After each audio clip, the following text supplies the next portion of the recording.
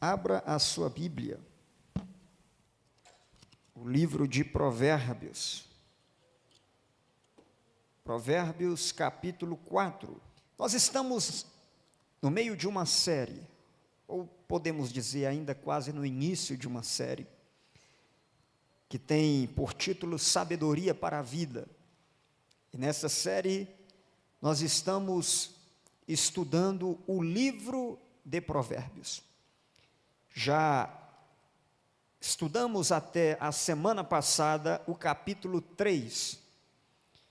E hoje queremos nos voltar para um dos provérbios, ou um dos capítulos, que tem pelo menos 2 versículos, que são possivelmente os 2 versículos, um dos 2 mais citados do livro de Provérbios. Então, hoje nós nos debruçaremos sobre esse capítulo para fazer uma reflexão dessa palavra. Então, acompanhe comigo, por gentileza, primeiramente a leitura desse texto. Se você trouxe Bíblia, faça esse acompanhamento. Você pode acompanhar ou aqui no telão, juntamente conosco, né? Ou você pode acompanhar juntamente conosco através da sua própria Bíblia, tá?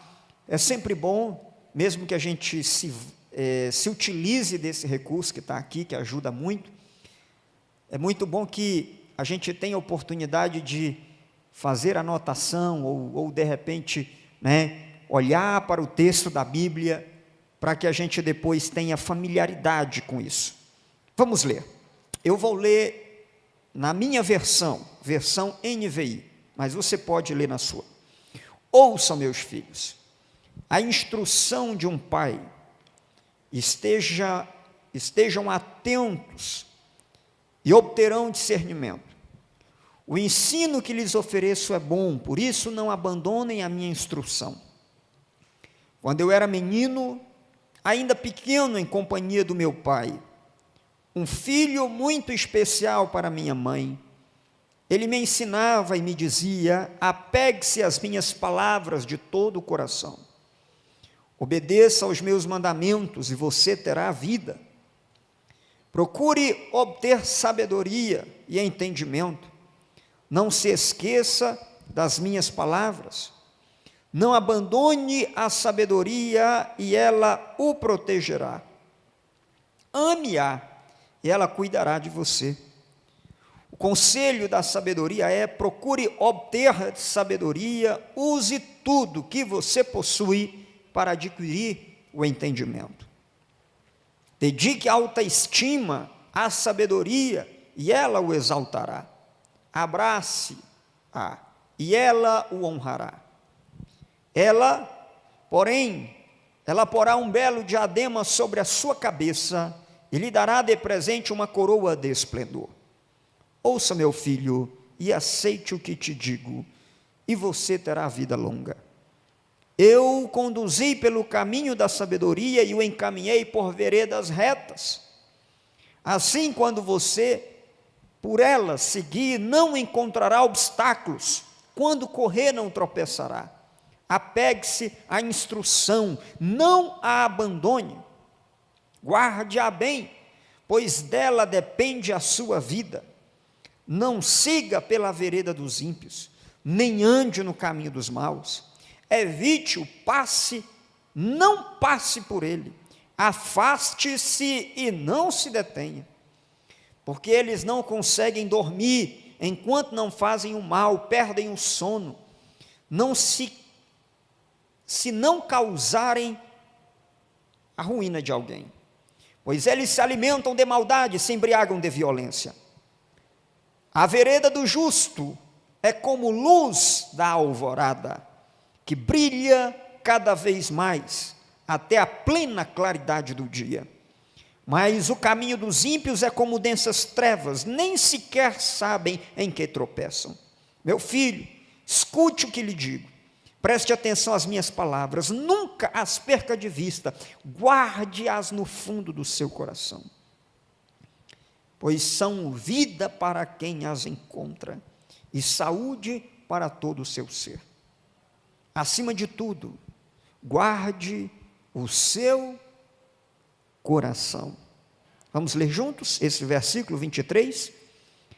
Acima de tudo, guarde o seu coração, pois dele depende toda a sua vida. Continue acompanhando comigo o verso 24. Afaste da sua boca as palavras perversas, fique longe dos seus lábios a maldade. Olhe sempre para a frente, mantenha o olhar fixo no que está adiante de você. Veja bem por onde anda e os seus passos serão seguros. Não se desvie nem para a direita, nem para a esquerda. Afaste os seus pés da maldade. Amém? Senhor Jesus, Pai, muito obrigado pela Tua palavra. Que esta palavra, Papai, seja bússola orientadora para as nossas decisões de vida. Que essa palavra, ó Pai, nos oriente, nos venha discernir e nos admoestar conforme os nossos passos e de acordo com a Tua vontade. Pai, que a Tua vontade seja expressa e aplicada aos corações nesse momento, através da exposição da Tua palavra. Isto te pedimos em nome de Jesus. Amém. Meus irmãos, o capítulo 4 do livro de Provérbios apresenta para nós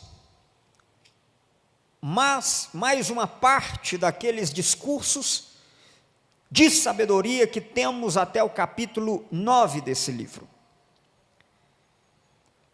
E esse capítulo, ele está organizado da seguinte maneira. A primeira parte desse capítulo vai dos versos 1 ao verso 9. E a ênfase nesses primeiros versos poderia ser descrita pelo verbo buscar. Isso, óbvio, poderia ser substituído por outro sinônimo, é que as versões alteram e substituem algumas palavras, mas o sentido, em essência, geralmente é o mesmo.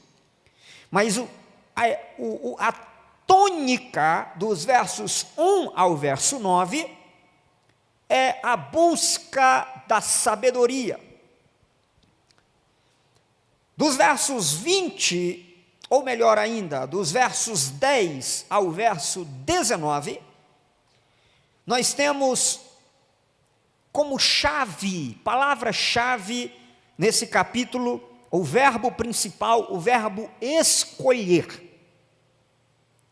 E quando a gente fala de escolha, óbvio que a gente tem mais de uma opção. E é isso que o texto nos apresenta na segunda parte, dos versos 10 ao verso 19, nós temos que escolher, e o texto, o autor desse capítulo, nos apresenta duas opções. A primeira opção, ela vai dos versículos 10 até o versículo 13, e é o caminho da sabedoria. A segunda opção, na segunda parte desse capítulo, é o caminho da maldade, que é apresentado dos versos 14 até o verso 17. E o verso 18 e o 19 é então uma comparação dessas duas opções que nós temos.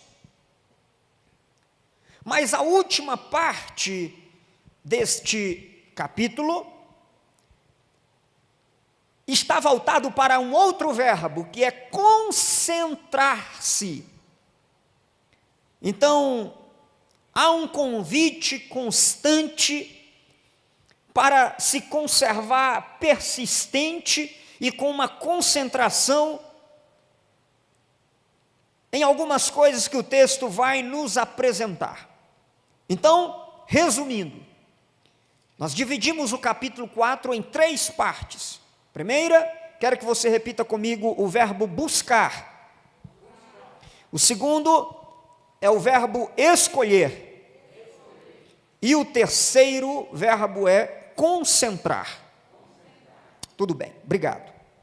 Então vamos rapidamente apresentar a primeira parte deste capítulo. O versículo, e aí eu quero que já comece a exposição do texto, a partir do versículo de número 1, nós temos um convite. Esse convite é um convite que envolve o modelo de gerações. E o convite é simples, autêntico e profundo, verdadeiro. O convite é aos filhos: meus filhos, ouçam a instrução de um pai, estejam atentos, porque o argumento que se apresenta para esse convite, no verso 2, é que aquilo que está sendo oferecido é algo bom. E isso me faz lembrar das palavras de Jesus, porque se um pai não é capaz de dar coisas ruins aos seus filhos que lhe pedem, quanto mais o Pai Celestial não está disposto a dar coisas boas àqueles que o pedirem.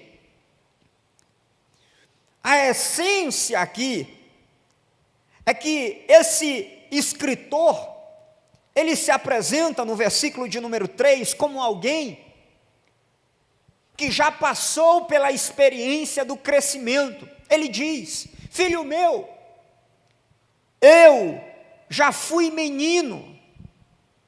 Tenho aqui uma outra versão, o verso 3, eu era menino, filho dos meus pais, ou do meu pai, melhor dizendo.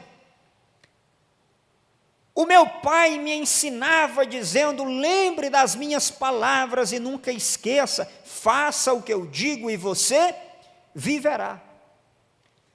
Quem está escrevendo isso aqui é alguém que passou pela infância, passou pela adolescência, juventude, chegou à maturidade de vida, e ele tem autoridade para falar, não somente aquela autoridade da qual falamos no domingo, da qual Deus reveste a cada pai e a cada mãe, mas ele também está respaldado pela experiência de vida que ele adquiriu. Ele está pautado na experiência de vida que ele conheceu e conquistou. É mais ou menos assim. Como é que geralmente as pessoas usam de argumento para convencer você a comprar alguma coisa? Qual é o argumento mais convincente? Qual é o argumento que mais te convence para tomar alguma coisa para ficar bom de uma enfermidade? Qual é o argumento que mais te convence, por exemplo, na compra de um veículo? É aquele argumento de alguém que experimentou. É alguém que diz assim: olha, eu tomei esse remédio aqui e foi um efeito imediato, tiro e queda. Eu fiquei bom. Ainda que com esse exemplo eu não quero aqui recomendar que você tome medicamento simplesmente pela indicação de outra pessoa, porque cada organismo é um organismo. Mas quando alguém chega para você e diz assim: olha, eu moro nesse bairro aqui, esse bairro é bom demais, olha, eu posso dizer porque eu moro aqui há tantos anos, olha, eu comprei esse carro aqui, e esse carro aqui só tem me dado decepção. Você não quer mais saber do que do carro, pode ser um carro bom do jeito que for, bonito, quer dizer, com a melhor aparência, pode ter um preço bom, mas se você ouvir de pessoas que são referenciais para você, que aquilo não presta, você não compra. E o que o texto está dizendo é: Nós temos uma pessoa que é a figura de autoridade para uma criança, para um filho, e esse referencial está dizendo: meu filho, eu já fui criança e o meu pai me deu instruções, e eu agora estou passando para você. Existe aqui uma conexão de 3 gerações. O meu avô, ou melhor, o meu pai, que é o seu avô, me deu uma instrução. Eu coloquei em prática essa instrução e eu estou aqui para contar para você que funciona de verdade. Mais ainda, eu quero que você, meu filho, coloque essa palavra em prática, porque ela também vai funcionar na sua vida, e um dia você vai poder virar para o seu filho e dizer assim: siga e ouça as minhas palavras e siga o meu exemplo, porque eu ouvi de meu pai e fui bem sucedido. O versículo de número 10, põe na tela, faz alusão à promessa que decorre dessa palavra. Meu filho, se você aceitar o que eu digo, como eu aceitei o que meu pai me disse, você vai ter vida longa. Por quê? Porque nós já falamos isso aqui no domingo, por ocasião do Dia das Mães, naquela mensagem de homenagem e de reflexão sobre o ser mãe. Nós falamos aqui, mas eu quero voltar nesse ponto, porque está relacionado com o capítulo de número 4, que esse provérbio aqui, 4:10, ele está diretamente relacionado com um dos mandamentos. Capítulo 20 de Êxodo, versículo de número 12. Põe na tela, por favor, Êxodo, capítulo 20, versículo 12. Olha o que diz aí. Vamos ler juntos? Honra teu pai e a tua mãe, a fim de que tenha vida longa. Onde? Na terra. Essa promessa não é para ser desfrutada no céu. Tem muitas coisas que você faz aqui e que você pode até não desfrutar aqui, mas um dia você vai desfrutar na eternidade. Mas essa promessa não é para desfrutar dela na eternidade, é para começar a desfrutar dela aqui na terra. Honra teu pai e tua mãe, a fim de que tenha vida longa na terra. Essa vida da qual Provérbios capítulo 4, vamos voltar para o capítulo que nós estamos analisando, Provérbios capítulo 4, e o versículo de número 4, ele, meu pai, me ensinava e me dizia: apegue-se às minhas palavras de todo o coração, obedeça aos meus mandamentos e você terá vida. Que vida é essa que o texto está falando? É aquela qualidade de vida, é aquela vida longa, é aquela vida com qualidade existencial, é aquela vida na qual você tem a capacidade, ou na qual você pode acordar de manhã, olhar para o sol, olhar para a sua casa, olhar para os seus pais, olhar-se no espelho e agradecer a Deus, porque você é contente com a vida que Deus te deu. Agora, a partir do versículo de número 5, a palavra que aparece aí para nós é: procure obter sabedoria, ou priorize, em outras versões. O versículo 5, ele traz algo para nós que está relacionado com a prioridade. Esse é um tema muito importante.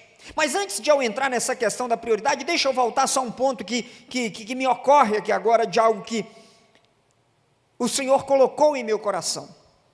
Um dos grandes problemas que nós enfrentamos hoje é que se perdeu essa conexão de gerações.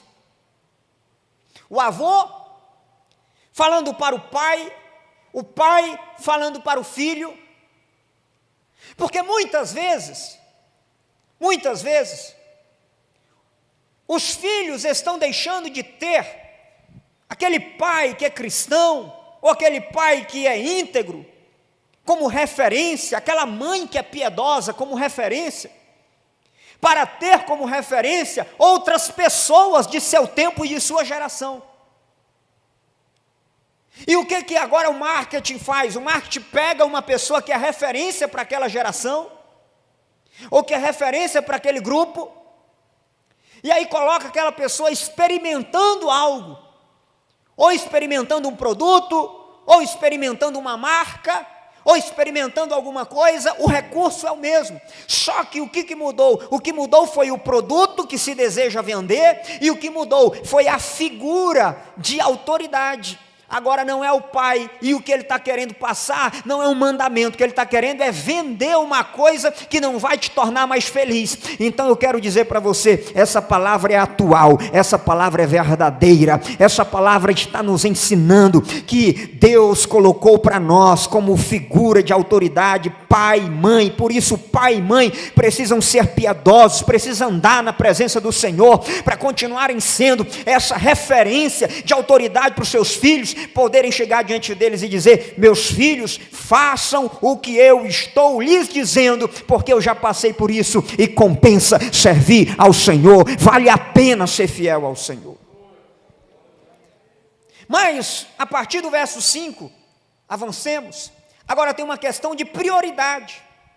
O que é a sabedoria? E a gente precisa voltar para Provérbios 1 e verso 7. Provérbios 1, verso 7, vamos ler juntos? O temor do Senhor é o princípio da sabedoria. Então, quando ele diz no capítulo 4 e no versículo de número 5, observe o que ele diz: procure obter o quê?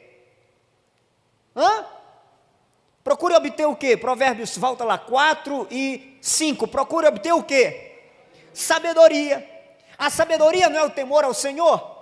Então o que ele está dizendo é: procure obter a sabedoria e entendimento. Verso de número 6, não abandone. Agora olha o verso 7.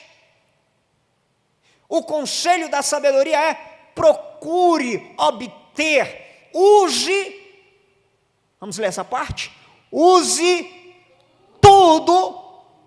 Use só uma parte? Não, use tudo o que você possui para obter essa sabedoria. Mas o que é a sabedoria? Não é o temor ao Senhor, não é o ser fiel a Deus, não é o andar com Deus, não é o ter experiência com o Senhor. Então o que o texto está dizendo é, nos versos 5 ao verso de número 7, entenda uma palavra de ordem aqui, do verso 5 ao verso 7, é prioridade. O que deve ser prioridade na nossa vida? O temor ao Senhor.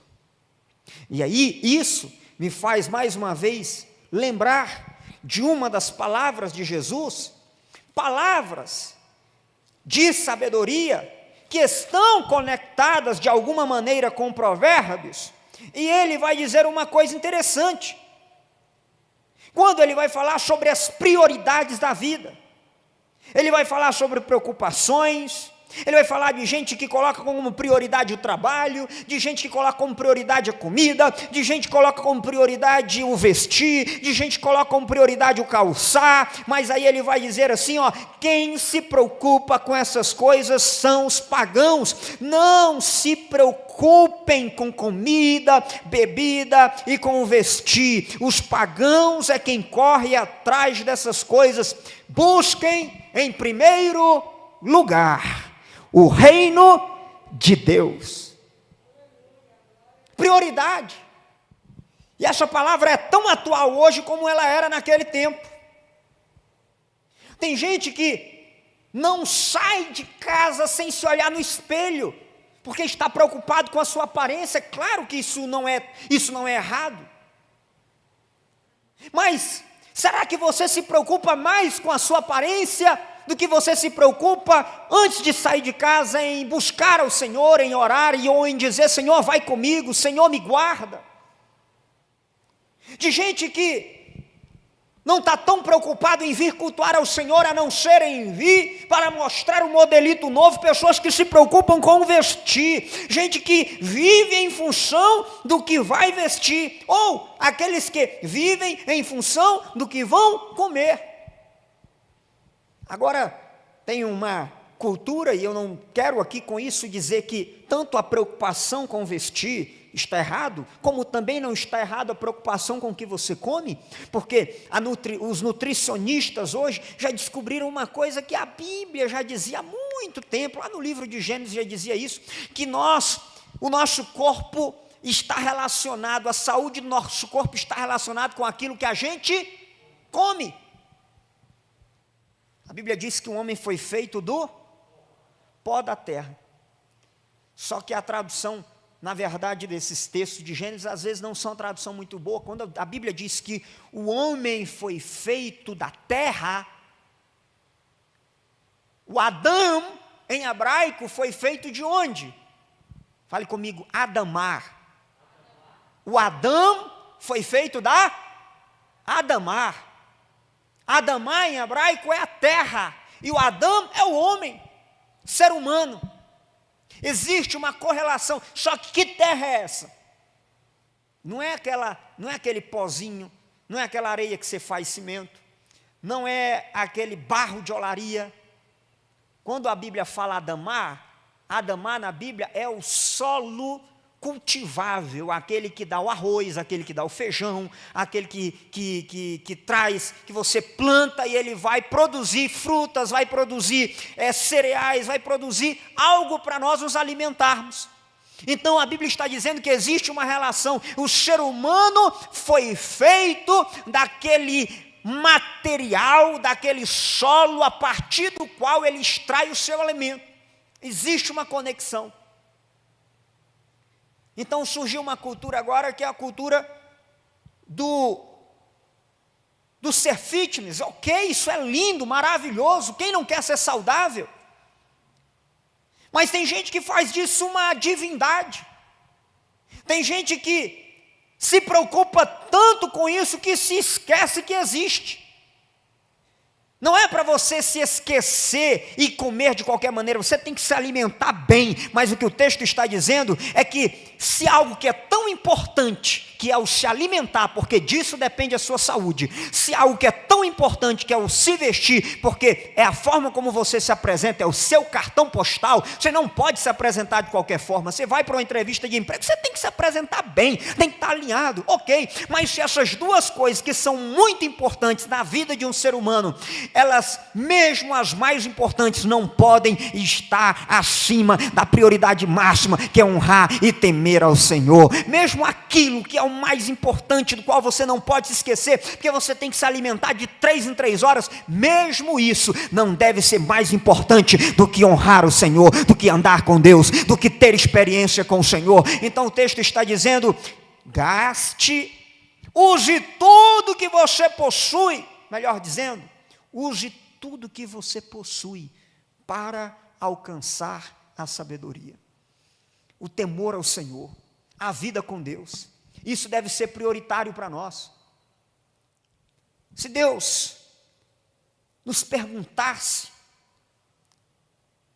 ou se Deus falasse assim, meu filho, minha filha, eu criei um programa que vai calcular o tempo das suas atividades para mensurar quais são as prioridades da sua vida. O que esse programa que na verdade não precisa, nem que Deus fale verbalmente isso conosco, porque esse programa já existe. Eu já disse aqui outra vez, que de vez em quando eu recebo aqui um relatório, né? Eu nunca pedi esse relatório, mas vem e eu acho bom. Um relatório que vem semanalmente aqui de quanto tempo foi usado em redes sociais durante a semana. Seu celular pode lhe dar isso. Mas a pergunta é, se houvesse um programa que calculasse todas, não só as do celular, mas todas as atividades, para a partir delas dizer quais são as prioridades, em que lugar Deus ficaria? Em que lugar ficaria seus filhos? Em que lugar ficaria o Facebook? Em que lugar ficaria o Instagram? Em que lugar Deus ficaria? Será que Deus ficaria acima? Ou será que Deus nem apareceria na lista dos top 10? Ou dos top 5? A questão é, procure, use tudo que você possui para andar com Deus, para ser uma pessoa sábia, para ser uma pessoa temente ao Senhor. Olha o verso 8. Dedicação. Dedique. Alta estima à sabedoria. Abrace e ela honrará você. Ela vai te honrar de uma tal maneira que vai colocar uma diadema sobre a sua cabeça e será como um presente, uma coroa de esplendor. Meu filho, diz o texto, se você fizer isso, se você honrar seu pai, se você honrar o Senhor, e aqui o conselho do pai é exatamente esse, é um conselho para honrar o Senhor. Se você fizer isso, você vai ser abençoado duas vezes. Primeiro, porque você honrou o pai, e honrar pai é sinônimo de vida com qualidade. E segundo, porque aquilo no qual o pai pediu para você ser obediente foi no temor ao Senhor. Você foi abençoado também pelo próprio Deus. Agora, a segunda parte desse capítulo, então a primeira parte nos falou prioritariamente sobre prioridade, mas a segunda parte vai nos falar sobre escolhas.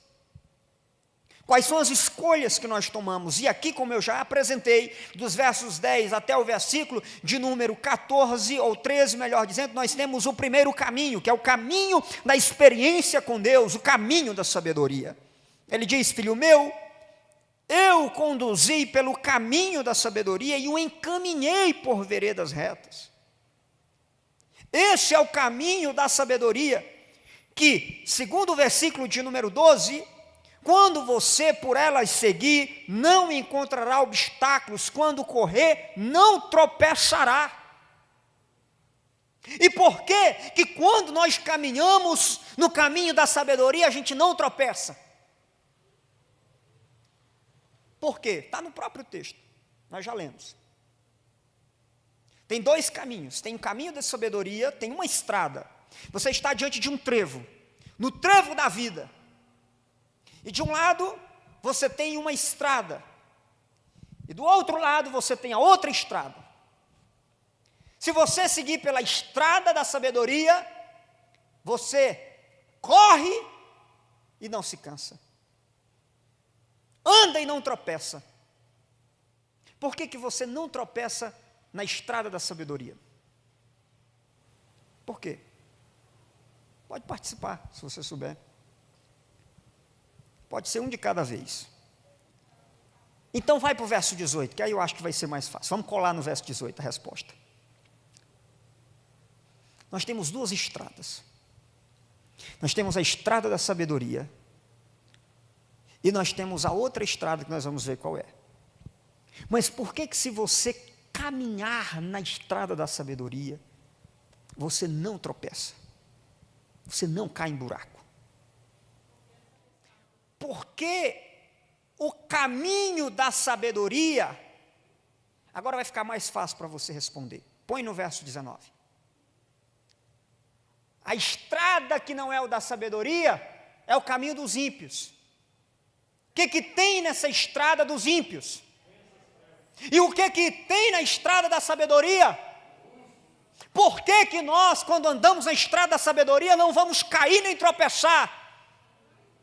Porque você está vendo a estrada na qual você está andando. Você consegue enxergar, a sabedoria te dá essa capacidade de você ver, de você contemplar o buraco, de você se desviar, de você não tropeçar de forma alguma. Eu sempre gostei, desde quando eu era criança, sempre gostei de dirigir. Gostei de carro, mas só que eu nunca tive habilidade, como alguns amigos têm, de dirigir à noite. Eu já dirigi à noite algumas vezes, a última viagem que eu fiz, né? Foi uma viagem de necessidade, eu precisava viajar e tive que viajar já no meio da tarde, saí, viajei uma boa parte do período à noite, sem gostar. Por que eu não gosto de viajar à noite?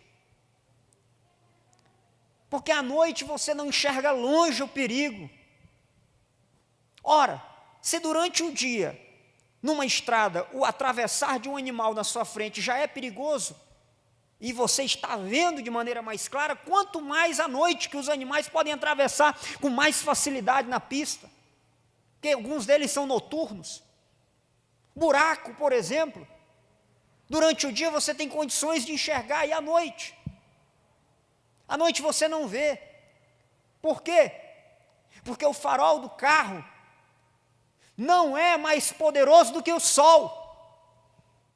O sol é a luz mais forte que existe, nem luz de LED supera a capacidade de alumiar do sol. Então o texto está dizendo que o caminho da sabedoria é o caminho que você não tropeça. Por quê? Verso 18, volta aí. Porque ele é como um caminho, é como aquela luz da aurora que vai alumiando sobre a sua vida. E o interessante é que esse caminho, quanto mais você anda nele, mais claro ele fica. Quanto mais você teme ao Senhor, mais perto de Deus você fica. Aqui o texto está falando de algo que vai aumentando na nossa caminhada espiritual. O texto está falando de algo que pode aumentar, de algo que pode ser progressivo, de experiências que você tem hoje, e essas experiências vão iluminar o seu caminho, a sua história e as suas decisões.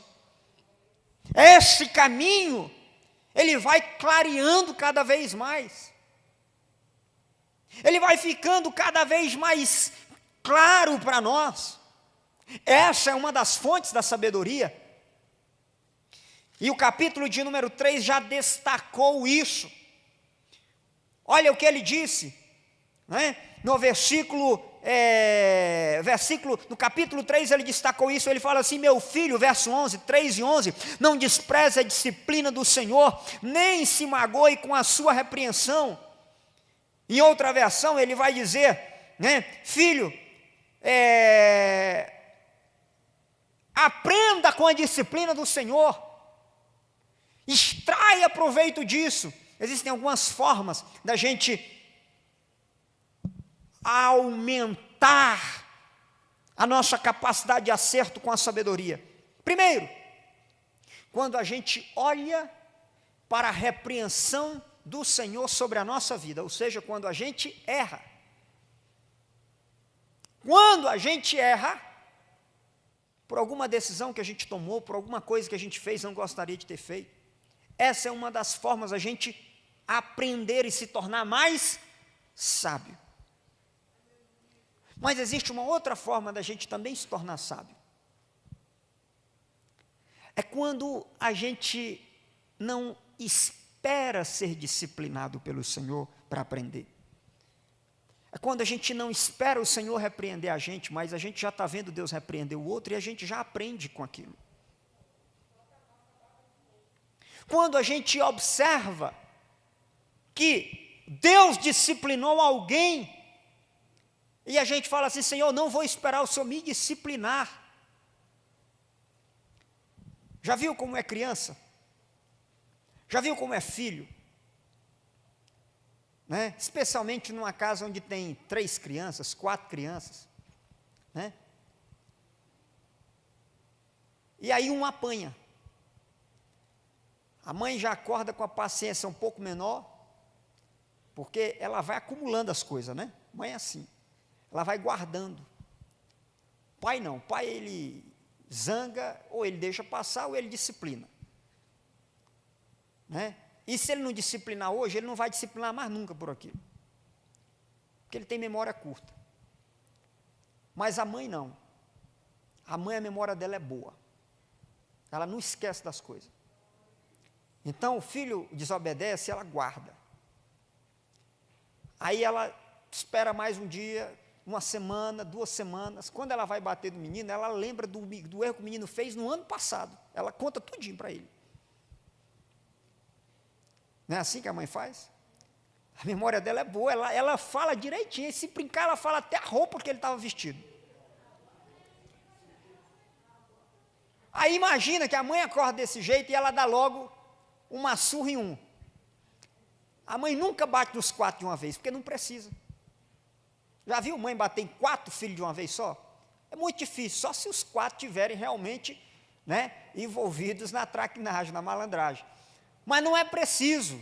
Geralmente a mãe nunca bate nos 4, nos 3, porque não precisa. Ela pega aquele que a conta já está mais alta, e bate. Por quê? Porque aquela disciplina que ela vai dar naquele, vai servir para os outros, um monte de dias. Aquele lá já não vai ser o próximo que vai apanhar. O outro que não apanhou, que já a mãe foi dando corda, talvez vai ser o próximo. Então ela vai equilibrando a sua disciplina dentro da casa. Porque a disciplina em um serve de instrução para o outro. E menino sabe quando está chegando a hora dele. Então, quando a mãe bate ele já fica logo, né, mais obediente. E era assim que a gente deveria agir. Porque se a gente adquirisse a sabedoria com o erro dos outros, a gente não precisaria errar para poder aprender. Essa é a segunda forma de adquirir sabedoria, com o erro dos outros. Primeiro, com nossos próprios erros. Mas tem uma terceira forma que o livro de Provérbios apresenta, que é mais superior à primeira e à segunda. Você não precisa bater a cabeça na parede ou tropeçar para aprender. Porque essa palavra aqui está dando a instrução para você não errar, para você fazer do jeito certo desde a primeira vez. A primeira, ou a forma melhor de você adquirir a sabedoria, você não precisa errar, você não precisa receber a disciplina do Senhor, basta atentar para essa palavra do Senhor. A vereda do justo, aquele que escolhe o caminho da justiça, vai ser como luz da alvorada, que brilha cada vez mais, até plena claridade do dia. É possível crescer em graça, é possível crescer em obediência, é possível crescer em santidade, é possível crescer em temor ao Senhor. E aí, quanto mais você vai andando, é mais ou menos como alguém que começa, geralmente quando eu vou viajar, numa viagem longa, de 1.500 quilômetros, pouco mais, pouco menos, eu não gosto de sair 10 horas da manhã. Eu gosto de sair 5 horas da manhã, 4 horas da manhã. E aí eu não vou pegar muito tempo à noite, mas eu pego aquele momento em que vai clareando, vai amanhecendo, você vê o dia nascendo, você vê o sol se levantando, e é assim a vereda do justo. Por quê? Ele vinha caminhando nas trevas, mas agora ele dá um passo, e fica mais claro. Ele dá outro passo e fica mais claro. Ele dá outro passo, ele caminha um pouco mais com o Senhor e fica ainda mais claro. Ele caminha ainda mais com Deus, e quanto mais ele anda com Deus, mais discernimento ele tem das coisas.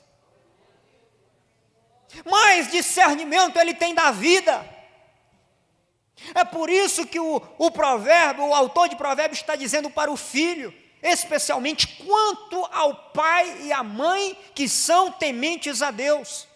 Eles têm condições de dizer para você: não vá por esse caminho, porque eles já passaram por lá e eles já estão avançados nessa experiência com Deus. Agora, o versículo de número 19: mas o caminho dos ímpios é como densas trevas, nem sequer sabem em que tropeçam. Esses dias, eu saí da minha residência, e era noite, não lembro para onde eu ia, mas era algum compromisso. Eu saí, peguei um caminho ainda não muito distante de casa, eu caí num buraco. Mas o impacto dentro do meu veículo foi tão grande que eu falei, esse buraco deve ser uma coisa, quase um poço. Eu fiquei tão encabulado com aquilo, que eu não tinha como eu voltar na hora, eu fui lá na frente, peguei o retorno e voltei para ver o buraco. Falei, não é possível que tem um buraco tão grande. E aí depois, quando eu fui ver, o buraco nem era tão grande em diâmetro, mas ele era profundo. Ele era estreito, praticamente o tamanho do pneu do carro. Mas o pneu do carro caía e não passava direto, ele caía e entrava para dentro. E quando eu voltei, mesmo me atrasando um pouco mais, quando eu voltei para ver onde estava aquele buraco, nunca mais eu caí naquele. Ele está lá até hoje. Hoje eu desviei dele de novo. Então, andar à noite é assim. Você tropeça em coisas que você nem sabe o que foi, porque você não enxerga bem. E o caminho do ímpio é assim. Ele tropeça em coisas, ele não sabe nem no que foi que ele tropeçou, porque ele não viu. Ele começa a se enrolar com a vida, e ele não consegue nem mesmo saber por que ele está sofrendo, por que as coisas não estão dando certo, por que está dando tudo errado na vida dele. Ele tenta mapear, meu Deus, mas ele não vai conseguir. Porque ele não está em caminhos claros, ele não está andando em temor ao Senhor. Mas quando a gente teme a Deus, uma pequena coisa que a gente faz, se a gente tiver com a consciência alerta e saudável, em comunhão com Deus, uma pequena coisa o Espírito Santo já nos mostra. Ele já diz o que está dando errado. Ele já mostra onde é que está a brecha. Ele já diz onde é que você tem que consertar, onde é que você tem que tampar, onde é que você tem que corrigir. Você consegue identificar quando você teme a Deus, quando você anda com Deus, quando você tem experiência com Deus. Você sabe identificar quando você cai em algum buraco, por exemplo, tropeça, se for o caso, você sabe identificar, você sabe ver antes e cai, às vezes ainda quem quer cair. E tem uma coisa aqui para a gente terminar, nós não vamos chegar no texto que eu queria chegar hoje, que é a parte mais brilhante desse provérbio, que é guarde o coração, mas vai ser o tema da próxima semana, que é o versículo de número 23, guarde o seu coração. Nós vamos falar sobre a alma na semana que vem, minha ideia era falar hoje, mas o tempo já passou e nós já estamos no horário de terminar, então não vou falar hoje sobre as fontes da alma, mas nós vamos falar na semana que vem. Guarde o seu coração, porque dele dependem as saídas da vida. Mas para terminar, eu quero que você guarde uma palavra. Esse caminho do justo, ele é assim, ele é claro, cada vez mais claro, cada vez mais claro, cada vez mais claro. O caminho do ímpio, o caminho de quem não quer temer ao Senhor, e quando fala ímpio não é o não crente. Pode ser que um crente escolha o caminho de não temer ao Senhor. Ele escolheu o caminho do ímpio. O caminho do ímpio, ele é assim. Ele trevas, mais trevas, mais trevas, mais trevas. E aí, é como diz o próprio texto, um abismo chama outro abismo. E você, às vezes, vai tropeçando, vai caindo, não sabe o que está acontecendo, mas o caminho do justo não. Aquele que teme a Deus, aquele que escolhe ser fiel ao Senhor, ele sabe que quanto mais ele caminha, quanto mais ele decide, porque isso é uma decisão de vida. Todos os verbos que vocês viram até agora é escolha, decida, dedique-se, busque, porque isso aqui não é uma questão qualquer, é uma questão de decisão. Ou você decide servir ao Senhor, ou você não decide. Mas se você decidiu servir ao Senhor e ser fiel, então, meu irmão, você vai ser honrado, você vai ser próspero e abençoado.